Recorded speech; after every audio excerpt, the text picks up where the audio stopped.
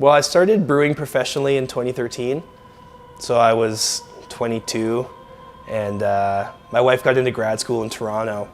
I applied at every single brewery in the city with a little bit of homebrew experience and some retail experience working in a liquor store. And I really wanted to work at Steam Whistle. At that time, there were only maybe half a dozen breweries in Toronto. So I applied at all of them. Steam Whistle never called me back. But then in 2017, I did an internship at Godspeed Brewery in Toronto. And the owner and brewmaster, Luc Bim Lafontaine, is internationally known as, a brewer's brewer. In my opinion, top 5 brewers in the world. He just is a master of his craft. That summer turned everything I thought I knew about brewing upside down. It was really back to basics. Stuff that's simple, like, measuring chemicals for cleaning. I never had done that before. Or working with water and adjusting the mineral content of water for different beers. I'd never done that before.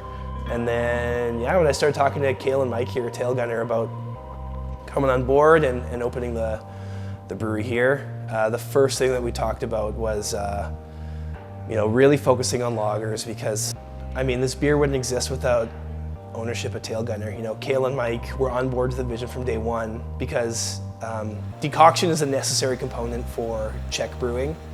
The decoction mashing is totally insane. I can see why nobody really does it anymore. It's just incredibly labor intensive.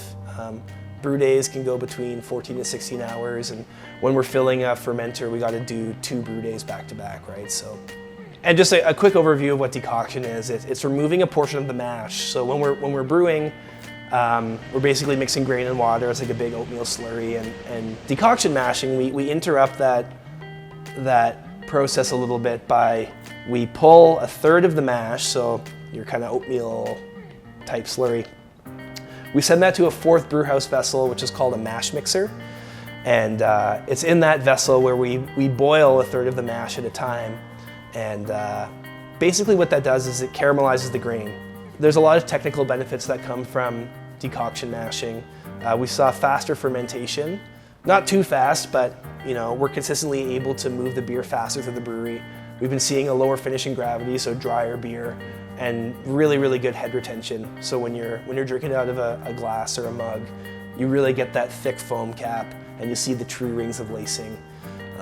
So to me, tacking on a few extra hours to a brew day it's no question, it's absolutely worth it.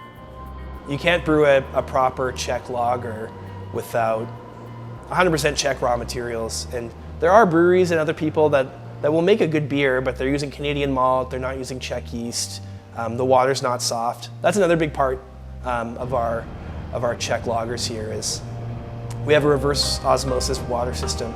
So Calgary water is just awful for brewing beer in general. And we've got a mini kind of water treatment plant in-house that strips it down to basically distill. So we're starting with a blank canvas. And there's really not a lot of remineralization that goes into brewing Czech lager. The water in Pilsen and kind of the area surrounding that is historically very soft.